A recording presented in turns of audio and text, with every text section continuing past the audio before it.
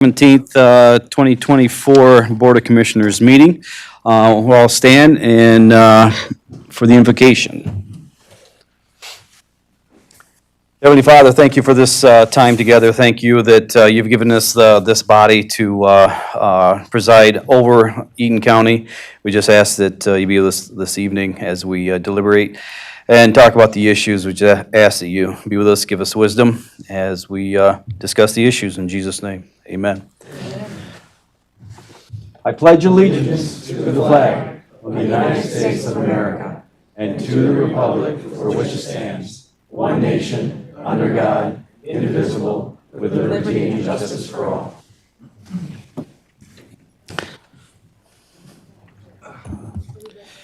Clerk Bosworth, would you do the roll call, please? Yes. Commissioner Barnes. Here. Commissioner Mulder. Here. Commissioner Augustine. Commissioner Haskell. Here. I'm going to Commissioner Pearl Wright. be quick. Commissioner Youngquist. Commissioner Moudry. Here. Commissioner Brayler. Here. Commissioner Grosha. Here. Commissioner Toomey. Here. Commissioner Hanson. Here. Commissioner Lotzenheiser. Commissioner Holmes. Commissioner Rogers. Chairman Mott. Here. All right, are there any changes to the agenda or additions? No. Seeing none. Support. Moved by Commissioner Rogers, supported by Commissioner Drosha. Any comments? All those in favor? Aye. All those opposed? Motion carries. Next up, we have the approval of the March 2024 regular and special minutes. Moved by Commissioner Toomey, supported by Commissioner Hanson. Any comments? All those in favor? Aye. All those opposed? Motion carries. Next up, we have a couple of communications. We have several communications. We have several here from, different counties, but supporting the local choice ballot initiative. That's the kind of local siting for solar and windmills. Go through them real quick. Another one, resolution supporting statewide water affordability legislation. That's, I believe, from Ingham County. Another one is freedom to homeschool. That's a resolution from, where is it? Bottom of the page. Lapeer County. And there's some more here for wind and solar projects. Okay, moving on. Next, we have the retirement resolutions. Who'd like to move those? We have a motion. Support. Moved by Commissioner Haskell, supported by Commissioner Pearl Wright. All those in favor? Aye. All those opposed? All right, motion carries. We have two resolutions. First up, Jason Shipman. I don't think they're here. Not here? Is either one here? I don't. No. I can save my footsteps. I'm gonna read them anyway, because these people have been here and served our county, and I think it's just respectful if we just read these resolutions. So I'm gonna go ahead and read these. Eaton County Board of Commissioners, resolution of appreciation for Jason Shipman, Sheriff's Office, April 17, 2024. Whereas Jason Shipman will be retiring from Eaton County on April 29, 2024, and whereas Jason worked in the Sheriff's Office from June 22nd, 1998, as a deputy, then a sergeant, and now retiring as a lieutenant with more than 25 years of service. And whereas Jason has provided dedicated and honorable service to the residents and employees of Eaton County, and whereas the Eaton County Board of Commissioners seeks to recognize and express appreciation for Jason's years of public service. Now, therefore, be it resolved that the Board of Commissioners expresses its sincere gratitude for the years of exception, service, Jason provided to Eaton County, and be it further resolved that this resolution of appreciation and support be duly recorded and attached to the permanent record of the county on the 17th day of the month of April in the year 2024.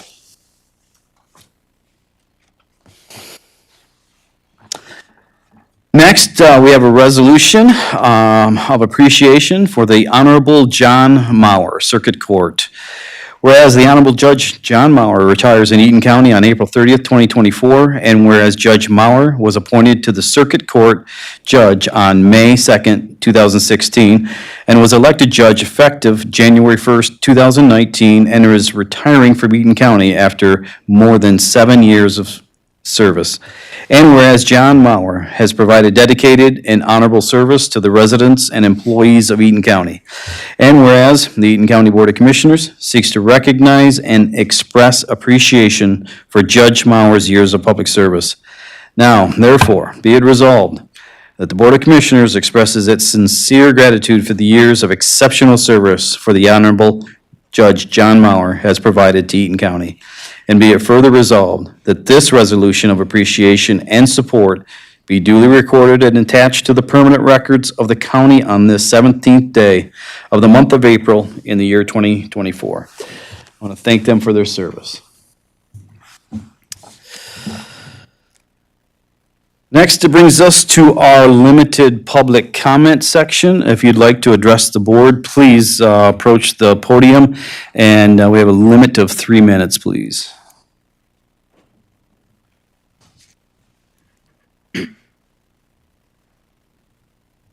Hi, everyone. I'm Rachel from the Eaton Conservation District, and I just want to take an opportunity to update you because it's been a little while since I've been in front of all of you. I've come to different committee meetings.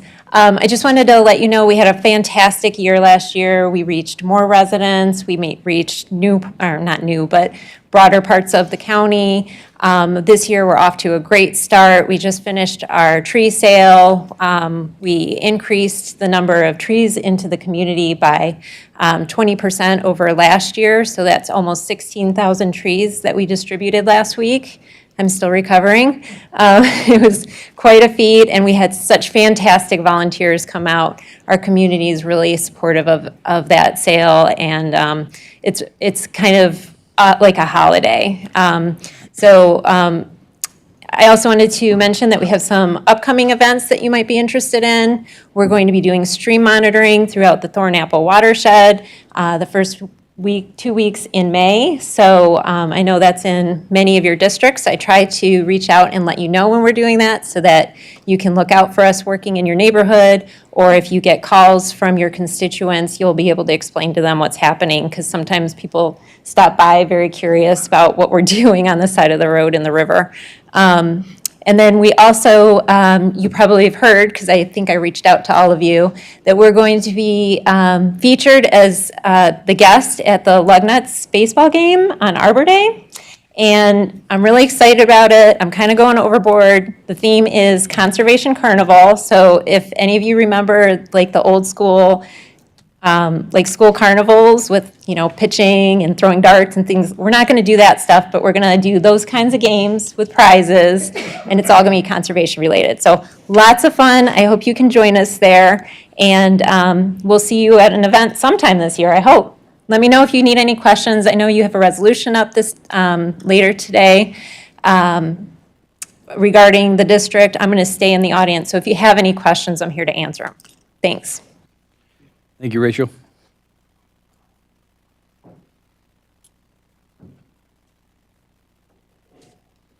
I'm Mark Sweatman, and I'm one of her commissioners at Eaton Conservation Service. I kind of got volunteered a number of years ago to take the position, and I wish I had been volunteered a lot earlier. So as Rachel said, we did this tree sale, and my back is still killing me from trying to plant all the pine trees that I mistakenly bought, but it's another 100 pine trees on our property. So tonight before you is a resolution basically opposing one of the actions by the governor's office for budget cuts, budget allocation, reallocation. And to make it really short and sweet, it's going to impact Rachel's budget by 40%. So we're going to basically lose 40% of our budget by what's being proposed. And so there's some operational money that's being lost, and then other money in one of the programs where we have technicians that go out and visit farmers and try to help them with conservation activities. That program is going entirely from the local control to the state of Michigan. So basically it'll take 42 employees at the county level across the state and convert that to 24 employees at the state. I'm not quite sure how that math works, but there'll be a lot less local service going on. Word from the farmers that they don't like it very much because now the kind of confidentiality and local control goes away, and they're quite frankly worried about what happens when we get some state people onto their properties and compliance issues that might come up. So again, the resolution tonight is just asking that it be opposed, and there's also something in there about trying to look for other funding. I think that's a stretch, but we might as well give it a shot while we're at it. And also to let you know, the Farm Bureau has also come out in opposition of the action by the Michigan Department of Agriculture and Rural Development. So again, very short and sweet. That's the overview that's in there. If you have any questions, Rachel will have the answers. But again, I'm enjoying it, and if anyone wants to help me plant another 50 pine trees, come out of my property tomorrow. I'll be out there digging holes and planting pine trees. Thank you. Thank you, Mark. Anyone else? Would you like to address the board?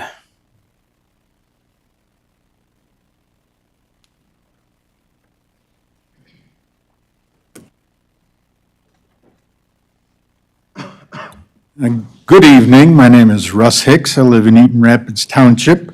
It's been a while since I've come before this auspicious group. But I do have a question about the parks millage and the budget. For the parks budget. I understand that there are quite a few people here at 5 o'clock dealing with budget, but I'm only interested right now in parks.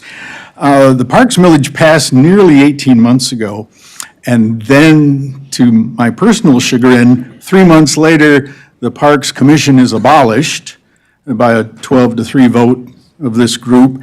And since then, things have gone dark. There are no parks minutes, there's no budget expenditures. The Friends for Eaton County Parks, they last updated in 2022. And they were hopeful that the Parks millage would pass, but then nothing since. They had wondered, would the millage be used for restroom facility updates, updated grounds and nature trails, accessibility trails, pet-friendly spaces, updating children's play areas, picnic pavilion updates. The only thing I've seen was last summer in the flashes that some grants had been provided to communities and nothing since. And I'm wondering where to go to find this. I understand there's a Parks Committee. Is there a budget for the committee? Is there an agenda? Are there minutes? Is this even a question that can be answered at this moment, or shall I come back at another time? Yeah, this is, actually, we're not responding, back and forth as for comments. Got it. But, get with us, call the office here, and we'll get your questions answered. Wonderful. Yeah. Thank you very much.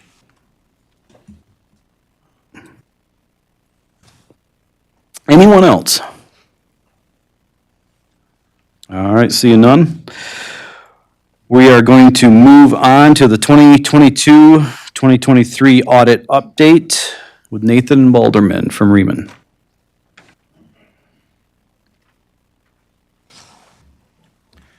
Good evening. Thank you for your time. My name is Nate Balderman with Raymond. I was the engagement principal for the audit again this year. This evening, just want to give a brief update on the audit for this year, kind of how things went, highlight a few new things, and give you an opportunity to ask any questions if you have any. So we did present to Ways and Means last week, so had a more detailed discussion than I anticipate tonight. But at that meeting, really the focus and the focus that I have in my presentations is just talking about the overall results of the audit itself, not the financial results of the county. Again, that is best addressed by your administration by Connie and her team. But for us, our job is to come in and make sure that the information that's presented, the very large document that we produce out of it, over 200 plus pages, that information is materially correct. Happy to report that we did issue an unmodified opinion on the financial statements this year, and that's considered to be a clean opinion under auditing standards. So, as a part of the audit this year, just there were a couple of, kind of the new things and the things that are a little bit different. They've been different for a couple of years that we've looked at overall. Has been, we did have implementation of new standards. We had a new standard last year. We had another new one this year. And for the county, it was very applicable. I don't know another way to put it. There was a lot of work that went into it, both from your team's perspective and our team's perspective as well from an audit perspective. So those two things have been leases last year. This year it was on basically leases for software arrangements. So that information has all, the work has gone into the audit and those have been implemented this year. The other thing that that's been kind of unique the last few years is that influx of federal dollars that you had that has increased the effort related to our work on the single audit. So once again, we had to look at different programs than what we normally would. And so within the audit, we looked at a couple of different programs in the single audit. And one of those was that coronavirus state and local fiscal recovery funds. Or ARPA is I think what most people refer to it as. So we had that and then an epidemiology grant, again, something that doesn't typically come up in our counties. Those are the two different grants that we looked at this year after we did all of our procedures, risk assessments, those types of things. So overall result on that audit this year, we did have two different findings. Again, we're required to report on internal controls over financial reporting and as well on the federal grant side. So we had one on each. We did have a finding related to some audit adjustments that came up. By definition, if there's an audit adjustment, we have to report it as a finding, but I will say that the financial statements were adjusted and stated correctly. So all of those corrections were made and the information is contained in the financial statements. So then the other issue we had, the second finding in the compliance audit was on that, in the ARPA grants, there was a procurement issue surrounding a program or a project that was ongoing that didn't meet the requirements, and so there was a finding related to that as well. We've had extensive discussions. We talked about it at Ways and Means, also to have talked about it with management several times on both those issues, and they have their plan of action. There is corrective action plans that are being submitted that are required to be submitted with to the federal clearinghouse. And again, we've been involved with management and talking through those issues as well. So, so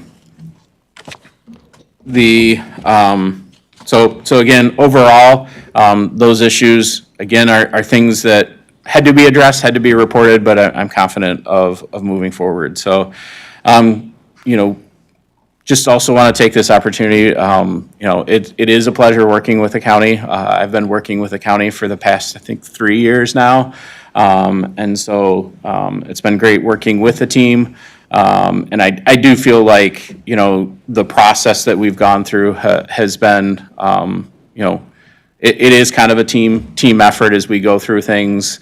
I know throughout this year, there were some issues that were going on that we were able to work with the treasurer's office and the drain office to try to clean up some issues that had been there in the past, and those corrections and changes got made during the current year as well. So just one example of the way that we've been able to work together. So be happy to answer any questions that you have for me. Commissioner Mulder.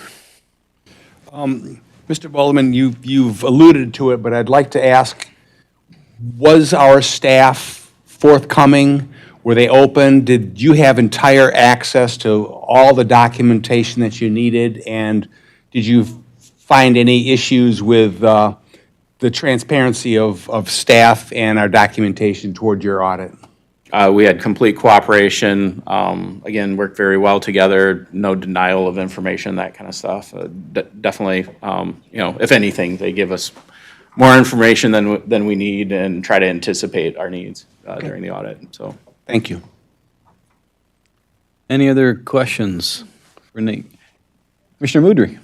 Mr. Balderman, thank you for all the work you've done. And I was not here for the Ways and Means Committee meeting. I watched it on YouTube. Okay? And for everybody that's here, if you're interested and want to spend 3 hours watching that meeting, it's on YouTube. And I hope everybody would subscribe to our YouTube channel. It's very informative.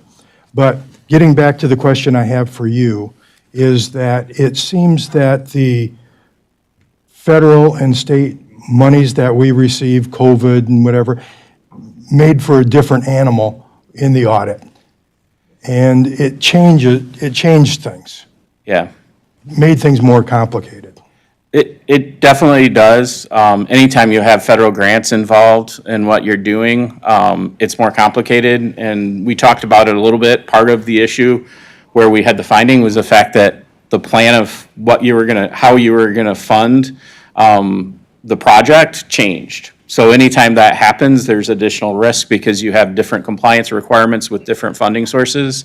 And so that's the case. And then when you look at this program in particular, they continue to change the rules. They actually just within the last month issued a new set of guidance. So they've been doing this throughout the process.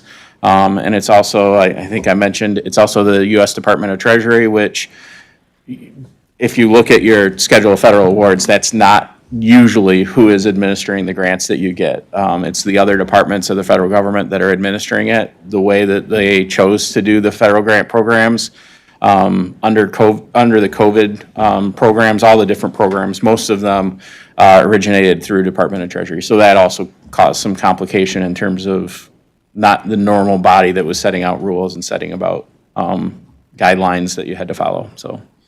Yeah, I know that when you get these grants or these chunks of money, you can spend it on this, this, and this, okay? And then there's a time frame. It must be spent by this date. So it's a very complicated balls in the air type situation. Yep. And I would like to compliment our staff on the job they've done. Thank you. Any other comments? None? All right. Thank you, Nathan. Thank you. I also want to comment on staff too, because they're shorthanded just like every other department is. And this takes a lot of time and effort to go through this, and they've done a very good job with what they've had to deal with. So very happy and proud to have them. All right, moving on. I do want to bring up one thing. Thank you, Commissioner Mudry, for bringing up YouTube. I was supposed to say this in the beginning. We do not have live stream tonight due to technical difficulties. I'm sure those that were trying to get online are long gone by now. Do we? It's streaming, it just does not have the, where they can see what's going on with the agenda. Okay. So I don't have to work as hard. Okay, for those of you online, glad you're still with us.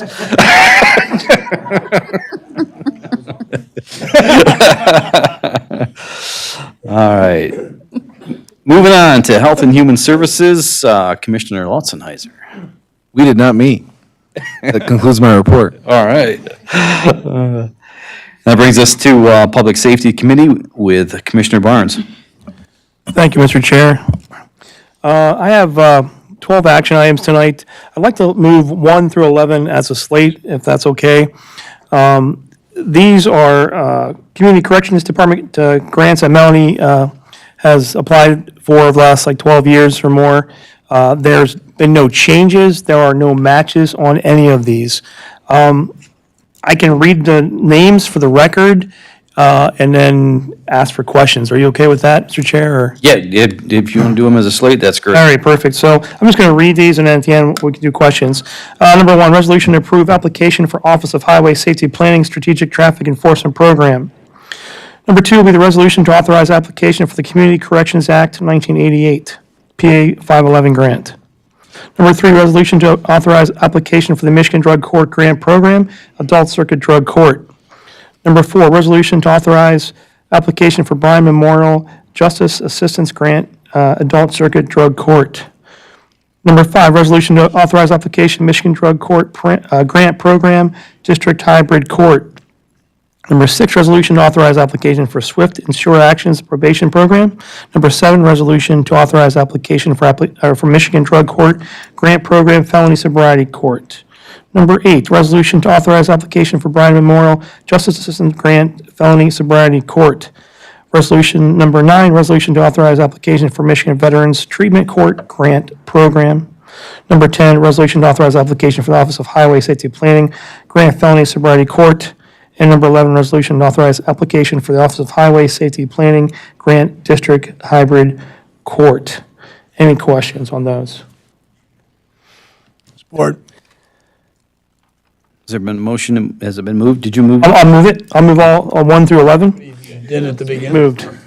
Yes, for questions. Commissioner, moved by Commissioner Barnes, moved by supported by Commissioner Brayler. Any comments, questions? Seeing none, all those in favor? Aye. All those opposed? Motion carries. All right, thank you, Mr. Chair. Number 12 is a little different one. This was brought forward by Ryan Wilkerson from the Emergency Management Department. That is a resolution to approve the application for State Disaster Emergency Contingency Fund Grant Assistance from August 2023 storms.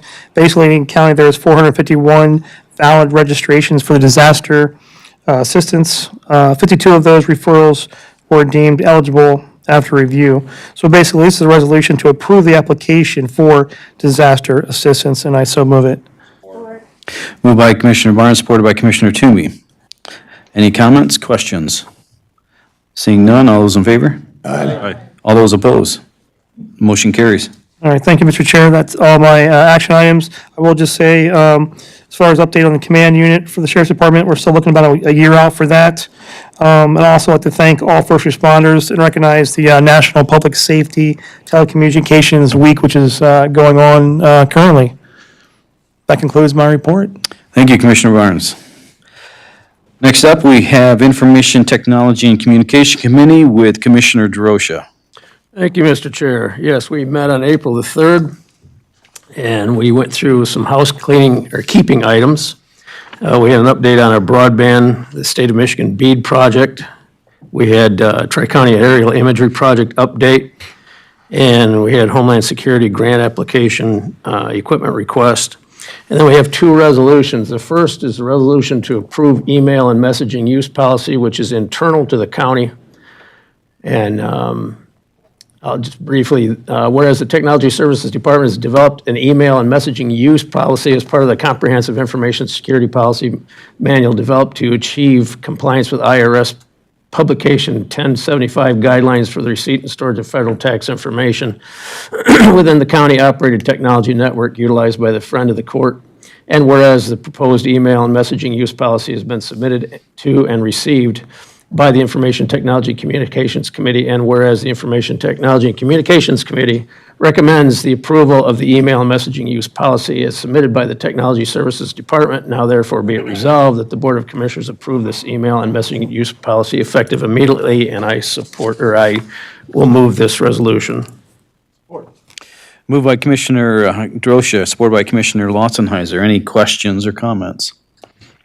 Seeing none, all those in favor? Aye. All those opposed? And our next action item is the resolution to approve software usage policy, and again, that's internal to the county.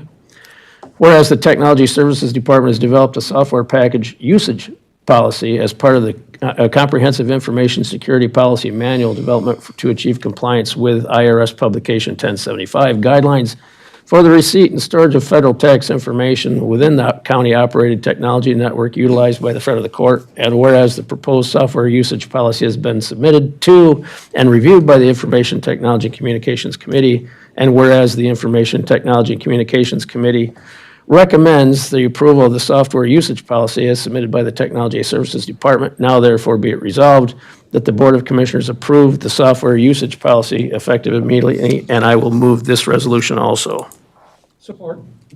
Moved by Commissioner Drosha, supported by Commissioner Hanson. Any questions or comments? Seeing none, all those in favor? Aye. All those opposed? Motion carries. And that concludes my report. Thank you, Commissioner Drosha. Next, we have up Public Works and Planning Committee with Commissioner Rogers. Thank you. Public Works and Planning met on April 12th, and we had, Bill Hedren was present for the MSU Extension, and he gave us a report of their activities. Oh, excuse me.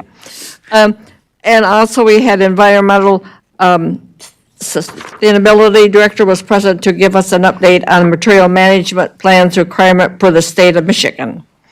And I would like to, I move approval of resolution of intent for Eaton County to prepare a materials management plan for the county, Eaton County Board of Commissioners to serve as a county approval agency and directs staff to file a notice of intent with Eagle. Support. Moved by Commissioner Rogers, supported by Commissioner DeRosa. Any questions or comments? Claudine can answer any questions we may have. Okay. Seeing none, all those in favor? Aye. All those opposed? Motion carries. Okay, and my second resolution is a resolution opposing the governor's recommendation budget to reduce operational funding to the Michigan Conservation Districts and the elimination of local administration of the Michigan Agricultural Environmental Assurance Program. It's MEAT. It was presented and discussed, and I move this resolution. Support. Moved by Commissioner Rogers, supported by Commissioner Pearl Wright. Any questions or comments? I just want to echo what Mark said earlier. I'm a farmer, and I'm very familiar with this MEAT program. And it's been around for a little while, and it's been well-received by the local farmers. That is because of the Conservation District. They are at our many functions and seminars that we have, and the local farmers trust them because they are local. If this gets taken over by MDARD, like Mark said, I don't believe there'll be many farmers that'll invite state officials onto their property. So I would encourage a yes or a yes vote. So, okay, all those in favor? Aye. All those opposed? Motion carries. I thank you. That completes my report. Thank you, Commissioner Rogers. Next, we have up Ways and Means Committee. Commissioner Mulder. Thank you, Mr. Chairman, and I want to thank Commissioner Rogers for running the meeting on last Friday. I was on vacation, but the beauty of YouTube, I was able to watch it. And the real beauty of YouTube is you can fast forward.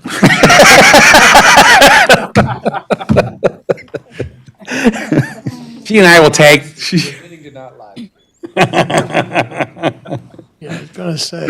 So Commissioner Rogers and I will tag team this one. But first of all, we have the budget. We have a resolution in front of us to accept the budget from Raymond, and I would move this. Audit? The audit, I'm sorry. The audit, I'll support accepting the audit. not the budget. The budget turns into the audit in the end. Moved by Commissioner Mulder, supported by Commissioner DeRosa. Any questions or comments? Seeing none, all those in favor? For re-election. Aye. All those opposed? Motion carries. Put your name in the minutes. Okay, Mr. Vandermark is here, and at the meeting, the 4024 equalization report was discussed. And Tim, you have some additional information. Good evening. Yes, it was good news. Values went up quite a bit this year. Again, agricultural class was up 8.01. Commercial class was up 5.98%. Industrial class was up 7.51%. Residential was up 11.97. Developmental was mostly flat. Total real was up 10.32. Personal property was up 6.35 for an overall increase of 10.10%. And that was the largest increase since 2001. So it's going back quite a ways. And I just want to mention also, we did have an issue with the state reporting website that we use. So they had to update that. We did get that fixed. There was a problem in Bellevue Township where it was a split between the agricultural class and the residential class. But the numbers that I had reported on the first page were correct. My numbers were correct, so everything matches now. Is there any questions about this report? Any questions? Commissioner DeRosa. I'm going to put you on the spot, Tim. Okay. I don't know if you attended our budget meeting here, it began at 5 o'clock, but there was a comment or question about the assessed values going up in the county and whether that would affect our revenue or not, or how much it would affect the revenue. And given our concerns about lack of funding or insufficient funding for the county, how does equalization or the increase of these property values affect our budget overall? And you can make this as long or as brief as you want. It does affect our budget. Tax revenues did go up, or taxable values will go up pretty substantially this year. There was quite a bit of new construction this year, more than last year. But the cap, because of the cap that's in, because of Proposition A, we're capped at 5% increase. So you're not going to see that whole 10% increase, obviously, plus any new construction. So that is limiting how much the increase is going to be, but it is pretty substantial this year because of the large increases in assessed values. All right, thank you. Commissioner Toomey. Hi, I'm sorry, I was a little slow. Could you please restate those values at the beginning, the percent changes, please? Yeah, it was 8.01 for the agricultural, which is farmland. Commercial was 5.98. Industrial was 7.51. Residential was 11.97. Developmental was 0.03, so it was pretty flat. And the personal property was 6.35 to get our grand total increase of 10.10. And that's including new construction after any appeals. Thank you, I appreciate that. Any other questions? And again, to clarify, that doesn't mean that our revenues went up 10%, because that only reflects the SEV, not the taxable. That's correct. Which is complicating, you know? I mean, it's a complicated issue, and sometimes numbers get thrown out there that say, oh, county, you're getting rich. Well, we're not. We're capped as to what we can take, and the downside is very dramatic to us when things are not going well. The downside is compounded over time, just like the upside is. And yeah, and then on top of that, with your taxable value increases, you can have Headley rollbacks, which reduces your tax millage as well. So sometimes the taxable value increase is not the actual tax revenue increase. Tim, do you have an idea, dollar-wise, dollar amount, how much that would have been if it was uncapped? What do you mean? Well, if we had the full ability to tax, you know, at the rate that we would have had not had the Proposition A. We just looked at the numbers recently, and the SEV is about 39% higher than the taxable value, so it's quite a spread. So that spread is getting quite large over the last few years because of the increases in the real estate market. Okay. Thank you. Any other questions? Thanks, Tim. I would move the 40-24. Moved by Commissioner Mulder, supported by Commissioner DeRosa. Any questions, comments? All those in favor? Aye. All those opposed? Motion carries. Okay, Mr. Vandermark also requested an approval for a contract for an independent contractor for an assessor. Questions about that or any comments? Does it need to be explained? No. Commissioner Haskell. Are we doing an independent contractor just because of the term, the length of the need? It's something we've done for about 10 years roughly after somebody retired, to supplement our office. We contract with somebody and we sent out 3 bids, or we received 3 bids after we advertised, and we recommended the one that we had used 2 years ago, because we've had good luck with the person that we've worked with previously. And that was the middle of the 3 bids. There was one high one and one low one, we took the middle. Okay. Sounds good. I think it wasn't just because you said because you've worked with them before and. Yeah, we were happy with the way the field work was done. Well, and the flexibility of having a contractor, Tim has used an outside source now for many years, and, you know, the amount of work you can put on them and the jobs they can do, you can direct their activities a little better, I think. There's a lot of upside to having a contract in this particular field. Not to mention that assessors are, I don't know where they're all going, but the standards have gotten really difficult. It used to be that a lot of people had their assessor's license, and it's really been difficult to get assessors. They've created a lot of stages. Tim, what level of assessor are you? I'm a level 4, which is the highest. The contractor that we're using is level 3, so they're pretty experienced. And you are correct that it's very difficult to find people that are experienced and also certified at the current time, just like a lot of departments are having those same issues, but especially in our area, they're making it more and more difficult every year to be licensed.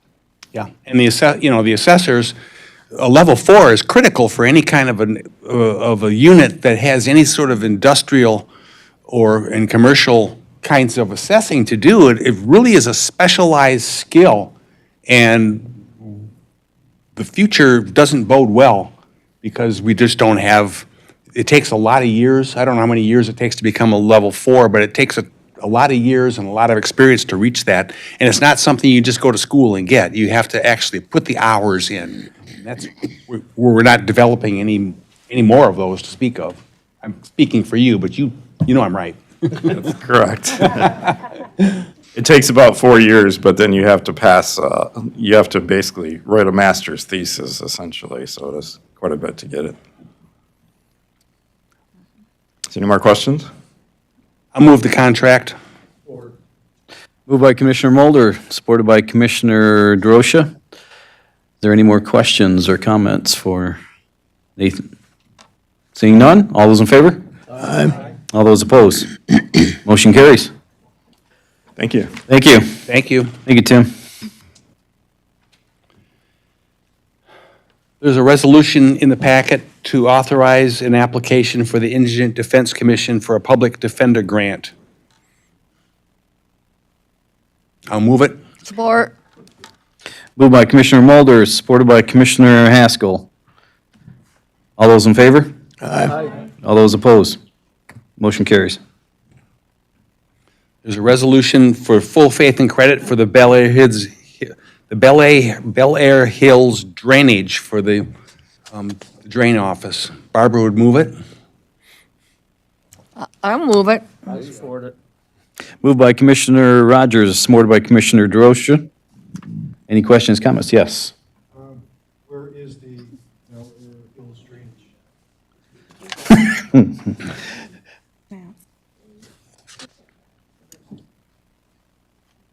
It's by the boat launch on Willow. Yeah, where is it? Mark. Mark. Oh, Mark, it's on the boat by the boat launch on Willow, Oh, okay. Bel Air Hills, Okay. Grand Ledge Schools. Also number 5. It's also on number 5. Any other questions, comments? That would be TJ's district. No, it's Blake's. My district. You mean You can't double levy me. you mean the canoe launch? The canoe launch. Yes, it's right by Oh, the that's in my boat launch. district. Right. No wonder you wanted Barb. All right, all those in favor? Aye. Aye. All those opposed? Motion carries. Super. Okay, there are two budget amendments. And Connie, if you want to describe them? Chairman Mott, would you like to describe the first one? Just because it was CapCog. something that, the CapCog, the $5,000 request? Yeah, so this is a request for CapCog. CapCog stands for Capital Community of Governments. And I think Blake, Commissioner Roller was there when it began in 2016. So he probably speak a little more history on it than I. But the idea behind that, what it is, it's a form where Clinton, Eaton, and Ingham counties commissioners, mainly the chairs and another person, comes together and formed a commission basically to lobby the state legislature for dollars. Because what was happening and what still does happen, a lot of the dollars go to Detroit and Grand Rapids and Flint, but doesn't necessarily wind up here. So there was a need to try to grab some of those dollars that we should be getting here for our counties to help us. For example, 5 Point Highway, out there it's Creepy Swamp. If you've ever been out there, it floods all the time. It probably is flooded right now. But, and it's a very difficult area to get around for people going to Lansing and Battle Creek to get out to the highway. So that was one of the projects that we lobbied Senator Peters' office, and we've got money to finally fix that. A lot of the other monies went to Delta for a water filtration system, I believe, for their county, or I mean, for the township, and just a lot of other projects that really was going to benefit our county. So the ask is $5,000 to the CapCog. Costs have gone up like everything else, and to operate and hire services. So that is the request. No one really appreciates what that is, but, you know, there's a lot of power in the commissioners from the three counties. We represent a lot of citizens. We have some very specific ideas about what projects need to get done in our own districts. And us at Eaton County doing it on our own, we don't get the attention, we don't get the access to the offices. As the three counties working together, what happens if we want to go into a legislative office, one of the legislators' offices, we make the phone call, they invite us over. You know, as a group, we're a lot stronger than as individual counties, and we don't have anybody that actually lobbies for us, for our projects. The big areas, Southwest Michigan and Detroit Metro and Grand Rapids, they hire firms that go out there and do all the lobbying, that do all the butt kissing and stuff that's necessary to get these projects, and we don't have anybody. And that's where CapCog came into an existence. And quite honestly, it's been a pretty good one, because you always thought, since the legislators are right here in our area, in our districts, that they would give us some attention, but they never have. It's kind of weird how it all works, but they've always ignored the capital region in terms of projects. And CapCog has been a pretty good avenue to get over there and get our voice heard. And it's done on a very personal level. We actually go into the offices of the legislators, and we actually talk to them about what our needs are and our asks. And I think it's been quite, it's been beneficial for the region. All three of the counties have had projects that are benefited from this group. And I'll just piggyback on that. Especially this last term, we've really impacted the region, and other communities, municipalities have taken note. They want to join us, and we said no, because we have a specific focus that we concentrate on, and that's our county. Whereas these other organizations, they want to focus on their area. So it would really kind of mess up the determination or the original intent of this group. So the capital area is really starting to take notice. Commissioner Toomey.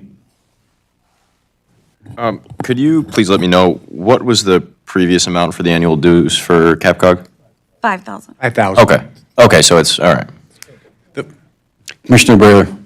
Well, that's why my thought was the original dues were 5,000. When you said the ask is for 5,000, what they're really asking for is 10,000. We're talking about a Yep. $5,000 increase. My mistake. I was not thorough in that. Just wanted- Thank you for clarifying that. Commissioner Runcoast. I think one other point too is that these Council of Government makeups isn't unique. Like SEMCOG, the Southeast Michigan Council of Governments, they have a lot of bargaining power because it's Macomb, Oakland, and Wayne counties all kind of collectively going and lobbying and, like you said, butt kissing, you know, whatever you want to phrase it as. But I mean, this isn't a unique structure. I mean, if we don't have a Council of Government, then we're going to get beat out by the Kent counties and the SEMCOGs. And I think there's even a Southwest Council of Governments, the Kalamazoo area. I don't know. But yeah, I mean, this is super vital for us to kind of keep growing. Any other comments, questions? Want me to explain the other amendment? Sure. That amendment is for the sheriff's office. They have a detective bureau. It is command officer currently is a sergeant. The sheriff is requesting for a lieutenant to supervise. It's a better form of command rather than a captain having to get involved. The lieutenant will be able to handle that. And we used to have a lieutenant several years ago, 20-plus years ago. So, but it's a better command structure for the sheriff and the bureau. It's budget neutral, I will say that. So this is only to request to change the position allocation listing. I'd move the budget amendments. Short. Moved by Commissioner Mulder, supported by Commissioner Pearl Wright. Any further comments, questions? Seeing none, all those in favor? Aye. All those opposed? Motion carries. I would move the claims and purchases. Moved by Commissioner Mulder, supported by Commissioner Drosha. Any questions or comments? Seeing none, all those in favor? Aye. All those opposed? Motion carries. And I would welcome everyone. Next Ways and Means meeting in May will be the culmination of some of our discussions for the Financial Stability Work Group. We're going to determine, we're going to give a letter from the Financial Stability Work Group to Ways and Means with our findings and what our suggestions are, but we'll discuss what we think we should be doing financially for our financial future stability with Ways and Means on that Friday. Hopefully to make some sort of a resolution that'll go on to the full board on the following Wednesday. So we're kind of working our way up to this spot where we're determining what our future is going to be. Thank you for mentioning that. Anything else? That concludes my report. All right. Thank you, Commissioner Rogers. You're welcome.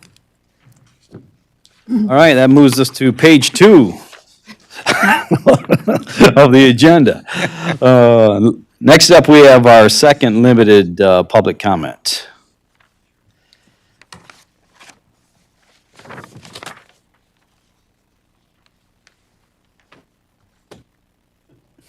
Hi, my name is Justin Kilgore. I'm one of the founders of a second annual Earth Day celebration that we're holding at Barnes & Noble in the Lansing Mall. We purchased 600 red buds and 100 service berries from Eaton County Conservation District, and we will be handing those out at the mall on Saturday from 11 to 5. Just wanted to make that announcement. And I'm one of the rare breed new assessors. Yep. Thank you.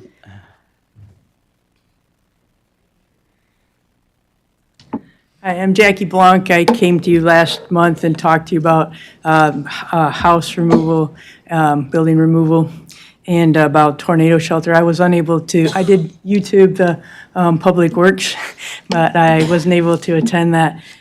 So just for some information when I presented that. I have talked to the district manager of the grants in John Mays, and it can be torn down, as people talked about, but it also can be sold, moved, as long as that money goes back into the park. And so I talked to him a little bit about the tornado shelter idea. You might want to, we, as a county, might need to clarify that if it has to go directly into that 1 acre parcel. That's how big that parcel is, by the way. Some of you asked that question during Public Works.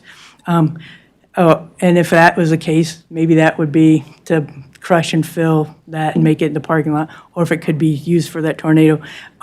It could be, as Commissioner Drosha mentioned during that meeting, it could be sold as a parcel with the property, but as a trade, you'd have to come up with another parcel at the value. And that's the least favorable, as Mr. Brailer had mentioned, that he thought we couldn't do that. The least favorable thing to do would be to take land that's been given as a grant and try to mitigate a different land. When you go for other grants, they don't look at you as favorably. So that would be the least recommended. But I do still strongly suggest that we try to get somebody to buy that and move it. It was brought in there in the 50s, and so it should be movable now. As far as it being built in a whole bunch of different pieces, I don't believe that's true. I believe there's been renovations over the years. The other thing that I wanted to mention was the tornado shelter. I was in Horrocks today when the tornado went off. If you go there, you get to go in the freezer, by the way, so I had a short t-shirt on. Okay, it's the milk and cheese area. So I really do, I know that those bring-in ones, set them down, are, the price was right, what the director was quoting. That's the same price that I got. But for the kids at camp, the school groups that are out there, the family reunions, I still highly recommend that the county invests in this. It's the price of a house. Whether you do that or you build onto the building, as was mentioned in your Public Works, Fenner has one, Harris has a place, Waldemar has a place, Charlton Park, they all have tornado areas and they have camps. Mr. Augustine had mentioned signage. Great, there is no shelter in this park, because I don't think those parents know that. So if you're going to put a QR code, big letters before that say no tornado on this or no tornado shelter on this property. Or do what Mr. Brailer said, and let's get a shelter out there. Those desks don't work, you're right. I thought that was a great comment from that. And to go one step further, I think we should have an active shooter plan for the Parks Department as well. And that, I believe, doesn't cost us anything other than to get our Sheriff's Department involved with us to do that, with everything going on nowadays. And then, just on the side note, because I was watching the YouTube, I heard that the trails were opened up again in Fox, and now that I'm retired, this last weekend, I went to go do a little fishing out at those back ponds, and they're not. So I don't know who on the parks group I need to talk to, but it'd be nice if that trail from Pinch and those two back ponds, because to be honest, those are the better ponds for fishing, and I cannot confirm or deny there might be some mushrooms back there that I'd like to get to. But thank you for your time and consideration on any of this, and if you need other information about the shelters or things, I'd be happy to talk to any commissioners afterwards today. Thank you. Thank you. Anyone else?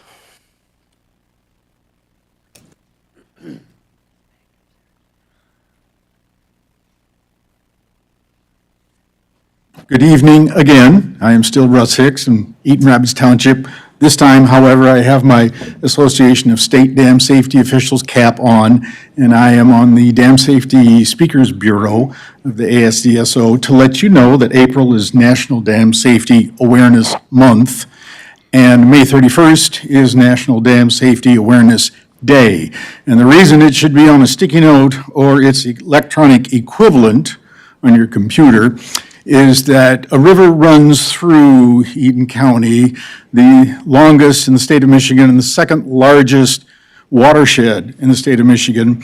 And on the Grand River and its tributary, the Thornapple, are a number of dams.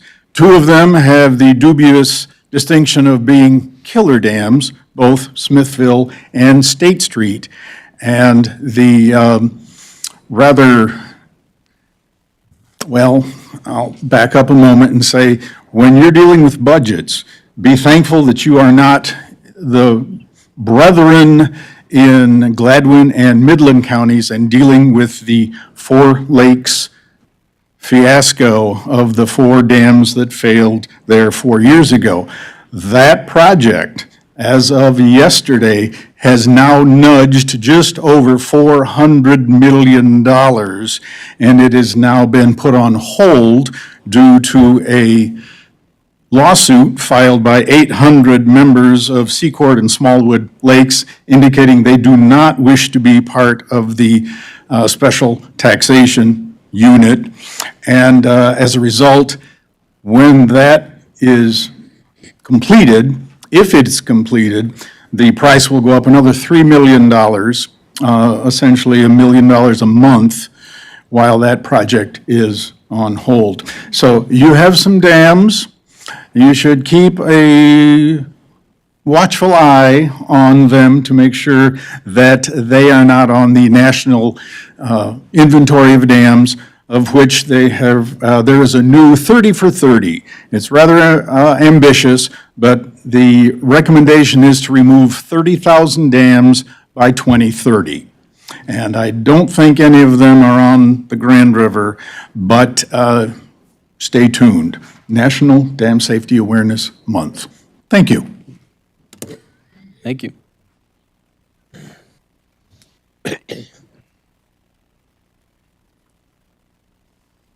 Hi, Rachel Morgan. Just wanted to thank you for passing that resolution. We really appreciate it. And also, I remembered one other thing I wanted to mention. Right now, I don't know, I've mentioned this in other meetings, we're experiencing a new outbreak of a new invasive species called Ficaria verna, lesser celandine. Right now is when it's starting to flower, and it's very apparent. So if you go to any of our public parks, watch for it, and I bet you will see it. It's a really good time to kind of take in the enormity of this issue that we're dealing with, especially if you're in Delta Township or Grand Ledge. You cannot miss it. It's in all of the parks, and it's a carpet. But unfortunately, it is spreading further south. We are starting to find it in places we didn't know it was. Now that we're starting to get some press coverage, people are calling our office and reporting it to us. So if you think dandelions are bad in your yard, you do not want this. Keep an eye out and let us know if we can help you, or if you have any constituents who need help. We're happy to provide information and assistance. Thanks, guys. Thank you, Rachel. Anyone else? All right, we're going to move on to the administrator's report. So I just wanted to say thank you to the public and to the commissioners for participating in the town hall and the good feedback that we got. I think it'll make a difference in the report that comes from the Financial Stability Work Group. Just really proud of this body for doing that. On another note, the tornado, we had our first tornado warning, and we actually did a nice run down to the basement, and we learned that we have work to do, including notifying other buildings, and Chairman Mott was here, so he got to see the vault for the very first time. It was a great way for employees to get together and see each other in close contact, but it was good. It was great for us to have that drill, and we were all safe, so that was good. The other thing I just wanted to address is the budget. So at Ways and Means, you received a presentation for the initial budget requests from departments. Again, that's initial. It's the first time that all of the department's information has been put into one place. There is a difference in the revenues versus expenditures of $10 million. And it is not more revenue than expense. So we did have an increase in the tax estimate from Mr. Vandermark, and it's about 1.3 million more than what was budgeted this year, but that did not make a dent in what we're looking at revenue-wise. If you recall, we are losing $3 million in the federal funding, which is going to take a dent in the revenues again. So we'll be having some really difficult discussions. I know I've said that, and you're probably tired of hearing me say that from last budget to this year, but you will be looking at it closely, and I encourage everyone to participate at Ways and Means. Next month, when we do the actual budget presentation, it'll be after my office has reviewed it, gone over it with departments. It does not include any salary increases other than the contracts that we bargained. It's not a budget that I would present to you with zero increase. Number one, we're going to go into bargaining with the other units, and then for general employees, we're not going to be able to present a budget to you that does not include pay raises. We've gone long enough without having a stable foundation for our employees, and we're losing them. You all heard that here with the town hall, and I'll keep emphasizing it because that's my job.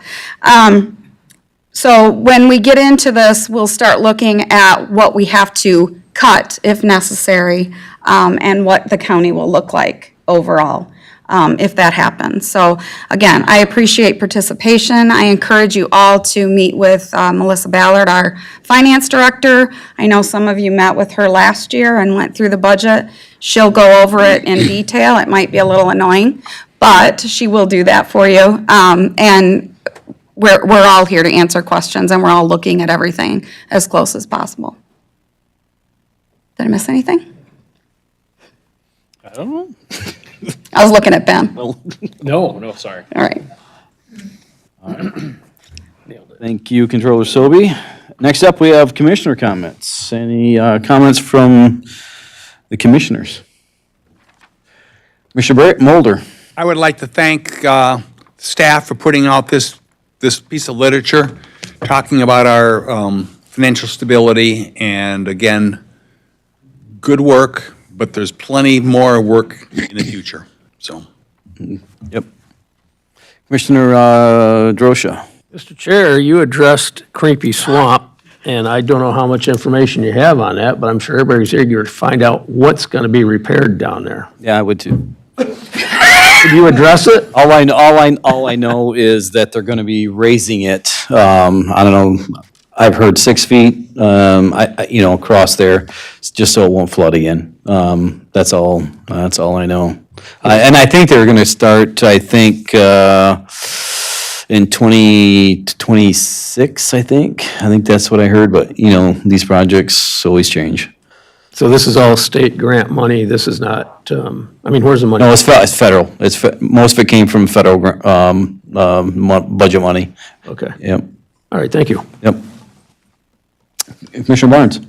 I just want to remind everyone, for Montville, the Maple Syrup Festival is not this weekend, but next weekend, April 26th to the 28th. Hopefully it'll be nice weather and come on down. Okay. Commissioner Haskell. Back to the Creepy Swamp topic. This was something that an office I was in 2012, in the Michigan House of Representatives, was actually searching for funds for it. So it's been 12 years since then that it's probably sunk even more. And even at that point in time, I know they had to not only raise it, but actually find some ways to make sure that all the extra pack they put on top of it wouldn't just sink in as well. And they were talking about millions of dollars at that point in time. So congrats on being able to work with Senator Peters to get it done. That's awesome. Yeah, well, it's one of those things where you will see it when it happens, right? Commissioner Toomey. Thank you, Mr. Chair. I just wanted to shout out a quick reminder for the Windsor Charter Township folks in the audience or online.